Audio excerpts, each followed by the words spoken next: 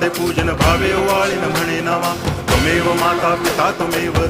बंधुश्च सखा त्वमेव विद्या करुणं त्वमेव सर्वं मम देव कायेन वाचा मनसेन्द्रियैर्वा बुद्ध्यात्मना वा प्रकृति स्वभावात् करोमि यद्यत् सकलं परस्मै नारायणायति समर्पयामि अच्युतं केशवं रामनारायणं कृष्णदामोदरं वासुदेवं हरि गिरिधरं माधवं गोपिकावल्लभं जानकीनायकं रामचन्द्रं भजे हरे राम राम